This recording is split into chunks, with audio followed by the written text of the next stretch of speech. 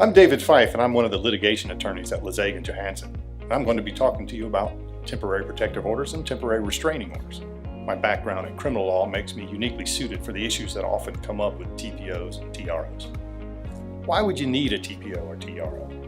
Well, you might have an upset homeowner confronting a board member repeatedly at his home or his car, so the board member doesn't feel safe.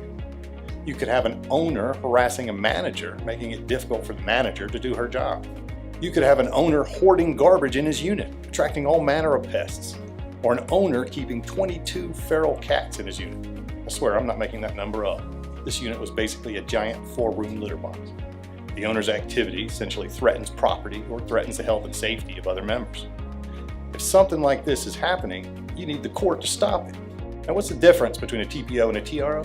To get a TPO, the board member or the manager has to be the one asking the court for help.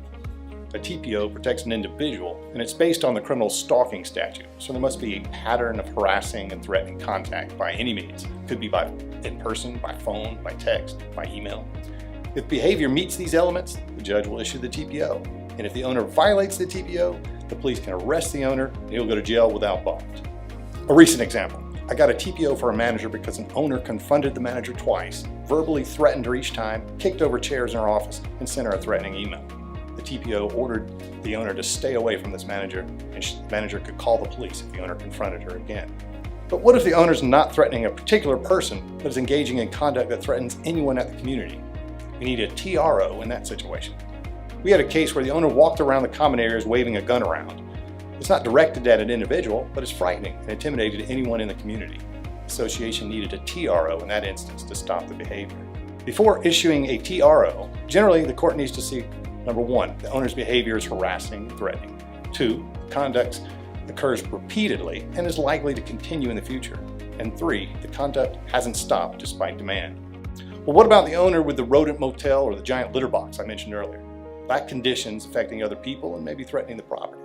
Sometimes the threat to the integrity of the building or the health and safety of other owners can't wait till the end of an enforcement lawsuit.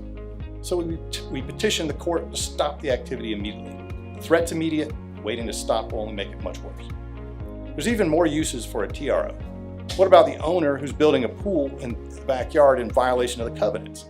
That's another instance where we can't wait until the end of a lawsuit. The land will be nearly impossible to restore if we wait.